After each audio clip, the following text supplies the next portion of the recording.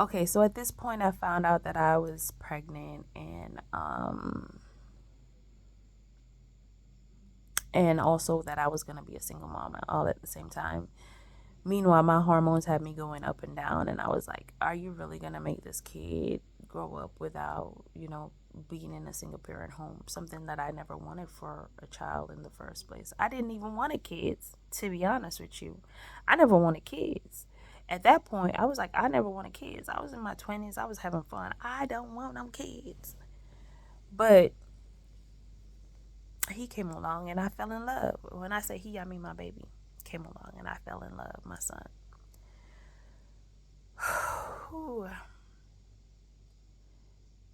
So there was a lot of back and forth there, and there was a lot of trauma there because he gaslit the hell out of me, and this dude treated me really, really bad.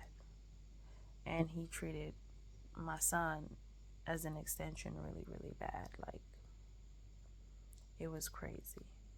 And I gave him the option to walk away. I told him that I understand that you don't want to have kids, and I understand that you wanted me to do an abortion, and that's all fine. But I can't do the abortion, and I'm sorry. So here's my presentation for you. You can either walk away and never look back.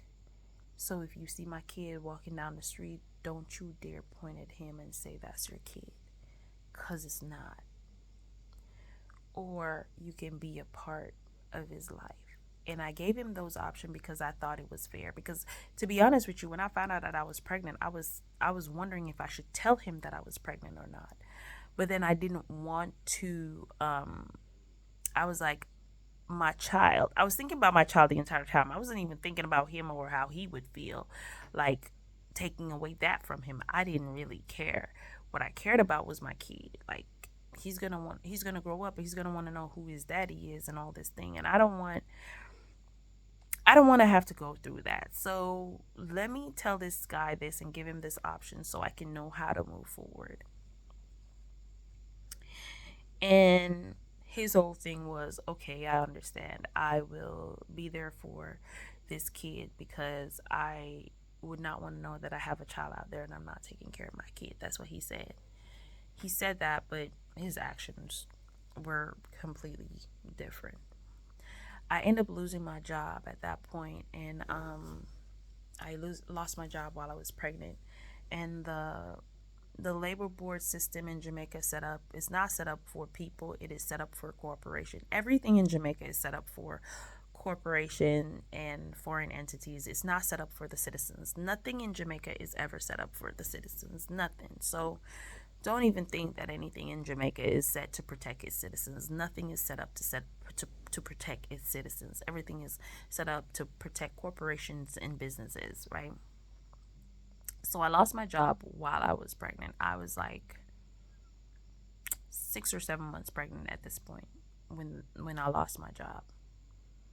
So I didn't have a job, and at this point, my child's father was basically in and out, bouncing in and out, bouncing in and out, and it was just like an emotional roller coaster at this point. It was a very stressful pregnancy because of him. Like, I didn't get to enjoy my pregnancy. Like, my pregnancy was smooth with my kid, but it was stressful because of the person I chose. I ended up procreating with, because he made it difficult, because he was bouncing like a ball and just creating a havoc in my life. Like, he was like, "Oh, I'm gonna stick around, but I'm gonna make you miserable because you should have just did away with it when I said you should." That's was how I feel. That's how I feel now, looking back at it. Like, that's what he was doing. Not saying that that's what was in his mind, but that's how I feel. And this is my diaries, and I'm just talking about how I feel. So he was bouncing in and out like a ball, and I allowed it because, again, I am pregnant, and this is my first child. I'm alone. I don't know what to do. You know, again, thank God for my sister, because my sister bought my first set of baby clothes, his bags, everything. She just bought everything for my baby and made sure that My baby had everything. On his dad's side, his father sent down some stuff for both me and the baby, which is fine. And I'm not going to hype that up because it's nothing to hype up about. Just putting it in there that that did happen. Fast forward, I went into labor. I had the baby. He spent the night with me at my house. And when I went in to have my son, he didn't take me to the hospital. I took myself to the hospital, even though he spent the night with me. Him not taking me to the hospital wasn't his fault. I just didn't wake him. I left on my own. I didn't wake him up. I didn't wake anybody up. I just left on my own and got in a cab and went to the hospital because I was feeling pains the night before, and I waited until the morning and I went to the hospital. I remember the taxi driver was like, "You look about like you're about to have a baby. You look like you're gonna have this baby," and he was like, "Get in. Let me get you there now." And so I got in and I went and I walked over, and the whole hospital story is a funny one too. It's really funny. Like if y'all want to hear the hospital story, put that in the comment section. But this series of my video diaries is mostly about my relationship and how I'm at the point now where I need my heart to heal because it's sore. It is it is damaged. I feel like it's damaged beyond repair at this point. Like you can't even find some of the pieces. That's how I feel like it is. So I called him up. I admitted myself in the hospital and I called him up. And he was like, "What?" I'm like, "Yeah, I'm at the hospital." He's like, "Why didn't you wake me? Why didn't you call me?" I was like, "I just didn't want to bother you." That's another thing about me. I never want to be a bother to people. I don't want that. I don't want you being a bother to me, which I've never made. I don't think I've ever made. I don't think I've made anyone feel like they have been a bother to me because I've always lent a listening ear to people, even when I'm having the most worst day, year, month of my life. I make it seem like I have it all together, and I listen to your tales, and I try my best to help you through your woes.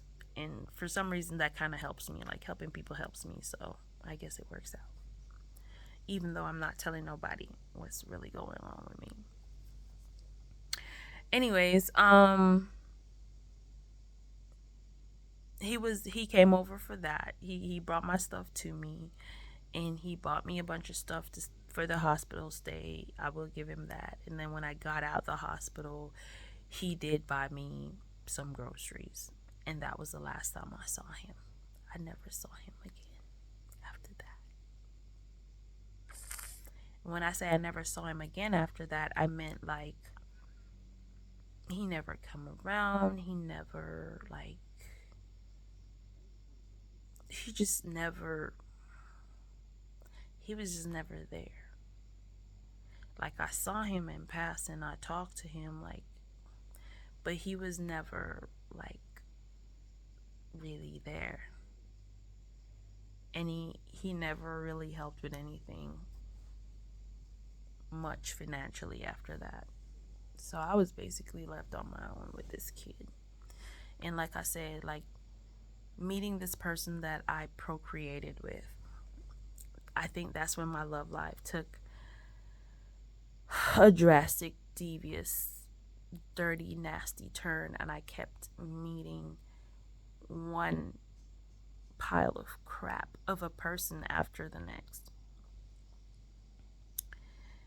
And I got to a point where I was so desperate that I got into a relationship with a guy who wasn't on the right side of the law, and he was very abusive.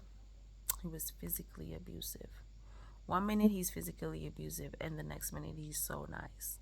But I'm a fighter. I'm the type of girl that fight back. I stayed with this guy.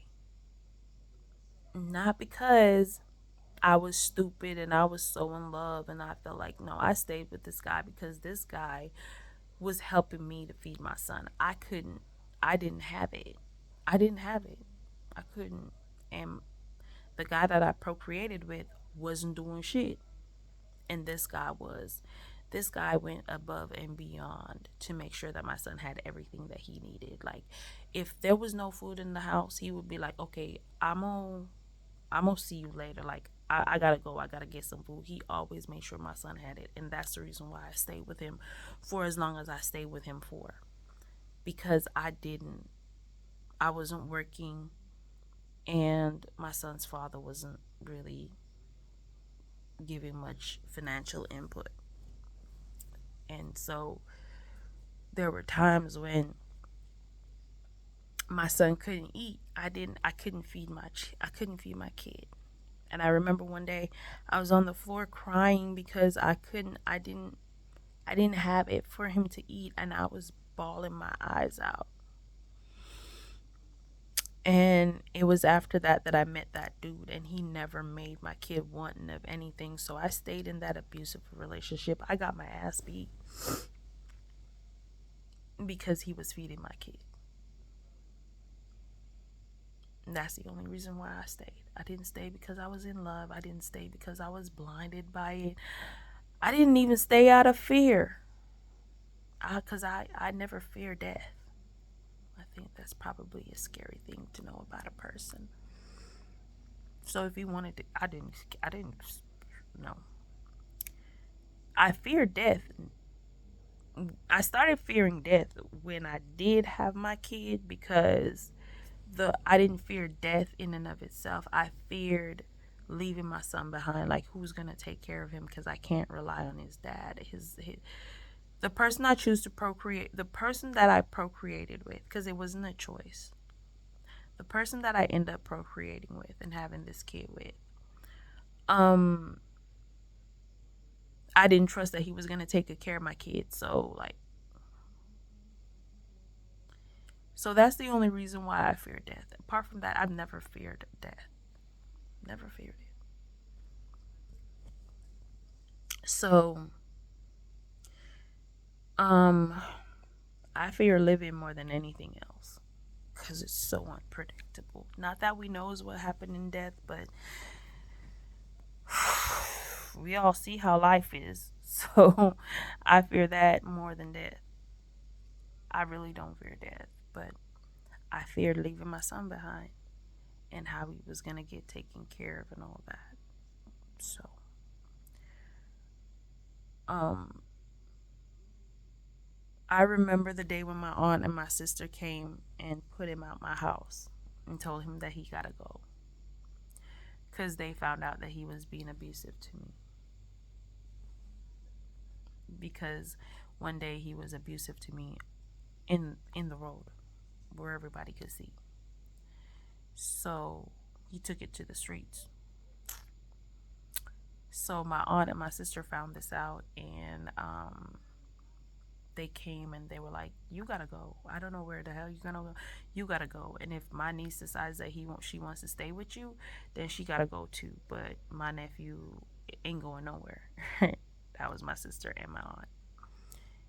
And so he left. After he left, I still stayed in contact with him because, again, if it wasn't for this dude, I don't really know how. Because I'm not the type of person to ask people for help. And I didn't have to ask him for nothing. He was just giving it. I never asked him for anything. He gave. He gave everything. He gave $60,000, $100,000. He gave. Like, he put all his money in my name. He gave. You know? So when he left, I still stayed in contact with him, but at this point, we were no longer together. And later on, he did find an ex girlfriend, but we did still stay in contact because I helped him get his own place, and I helped him get some stuff. But at this time, we were like, we were okay. We were friends, and of course, there was no abuse. We weren't together, so there was no abuse. And then he got another girlfriend, and he still stayed in contact. And even his girlfriend wanted to be friends with me. Like, I'm like, girl, I'm not gonna be friends with you. And I don't even, I'm just helping your man out because he helped me out when I was down. Yes, he was abusive, but he helped me out. So, um, after that, he got killed. The police officers killed him in a street in the middle of the town with his girlfriend. Apparently, they found him with a firearm or something. I don't know. I don't even know how that story went. I don't even remember, but I know he died and he was killed there. And um, yeah, that was that. But that, like I said, the relationship ended. At this point, I had gotten a job, and before my aunt came, I had gotten a job, and I just started working this job. So I was I wasn't making the money yet, and I get paid monthly. And so it was like 2 months into this job when my aunt came and told him he had to go, which I had no issues with because now I could survive on my own. So when he left, I had no issues because I could survive on my own. I didn't have no problems. So um, I did help him get a place, and like I said, further on later on in the story, he, okay. And so that's the tragic tale of two love stories right there. And those are not even love stories. We're gonna get in deep into the other sessions because again, at this point, I'm not serious about nobody or nothing. Like, one was just for funsies and the other one was for survival, right? So the one I procreated with was just for funsies, and the one that was abusive was just for survival, you know. So that was what that was about. So the next video we're gonna get into when I started putting myself out there for relationships.